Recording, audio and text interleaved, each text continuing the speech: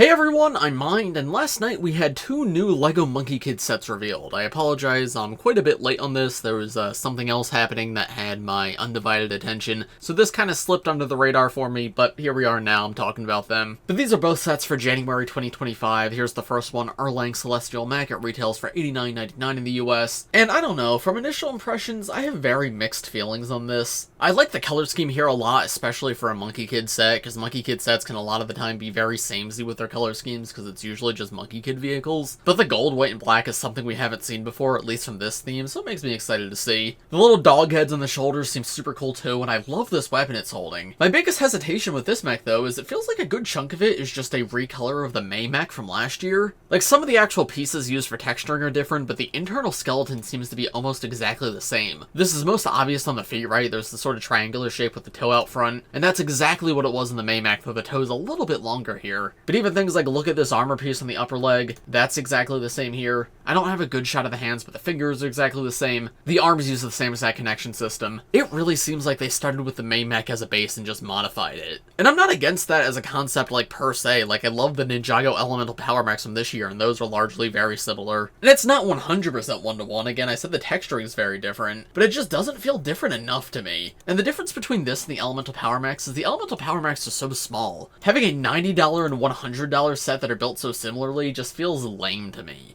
Of course, I review every Monkey Kid set, so maybe I'll get this and be like, oh, actually, it is very different. But from initial impressions, that's the very first thing I noticed. I was like, this is just the May mech. I would have liked something more original. The torso seems unique at least, but the arms and the legs feel very similar to that other set. Minifigure selection's pretty disappointing too, because as Monkey Kid's a reprint, I do like the new Monkey King, though that yellow feels a little out of place on the tail. This new Tang is awesome, might be the best one we've ever gotten, and I love that new face print on him. Erlang, I think, is new, right? This isn't the same one from the Heavenly Realm set, and it's cool to get the Celestial Dog again. But then this character, I mean, I like her new helmet, and her torso looks cool, but that face print just feels so lame to me. It's just a generic LEGO City face, and it feels very out of place, like, on this super elegant character. Also, new dumpling piece you can see in Tang's hand, that's pretty cool. The last Monkey Kid mech, the Ninjago mech, looked very bad from the back, and this seems a little bit better, though the cape is covering most of it. That cape is actually really cool for a mech of this size. That's probably the most exciting part of this set for me. So yeah, I don't know. You guys have to let me know in the comments what you think of this set. There's some things about it I think are really cool. I like a lot of the theming here, like the weapon and the shoulders are awesome. But the minifigure selection leaves a little bit to be desired. The price leaves a little bit to be desired. Yeah, only 806 pieces for a Monkey Kid set. $90, that could be better. And again, it just being so similar to the May mech is very disappointing to me. And then we had one more set revealed, this one right here, Mythical Creature Quillin. It's going to be $70 again, January 1st, 2025. 791 pieces. That seems a little bit better in terms of piece count. And this feels very similar to the Monkey Kid Lion. I forget what the set was called, but it came out 2021, I think. This, though, seems to be like more of a horse than a lion, and I actually like how this one looks. Very Monkey Kid color scheme, and honestly, I really don't like that pose in the box. It feels very stilted. But like this looks a lot better. I think this is genuinely quite cool. Yeah, honestly, I think the box art's just bad because this looks great as well. And honestly, a pretty good minifigure selection in this one. You get the entire cast except for Tang and Monkey King.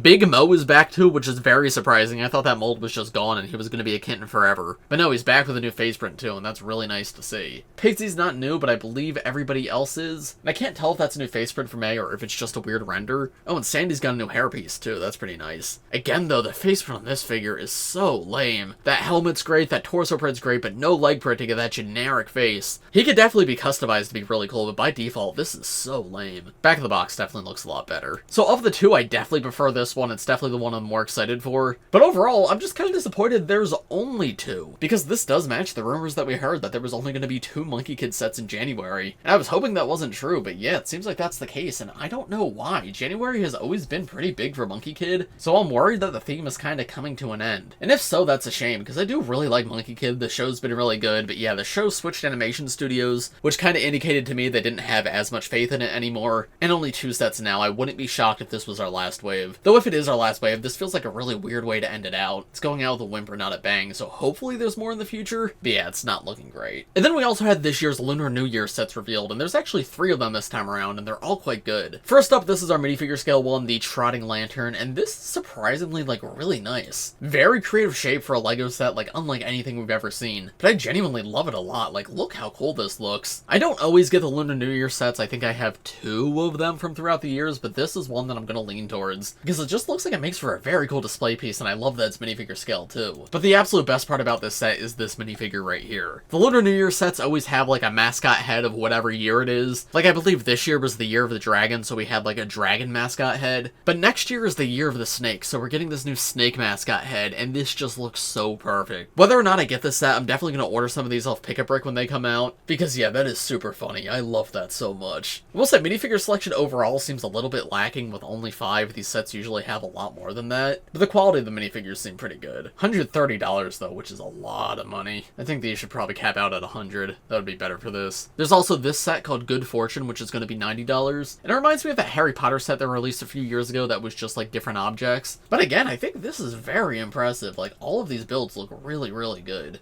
Not personally for me, and probably not one I'm going to pick up, but it is a very good set. And then finally, there's the Lucky Cat for $30. $30 does seem a little bit high for what this is, but the shape of this is really perfect. This build is so cute. And there's different stickers you can choose from, too. But yeah, let me know what you guys think of all this in the comments below. Are you planning to pick any of these sets up? Do you think Monkie Kid's going to continue, or is this one of the final waves, if not the final wave? If you enjoyed this video, make sure to leave a like on it, subscribe to my channel if you're new. Thanks for watching, everybody, and I will see you all in the next one. Bye!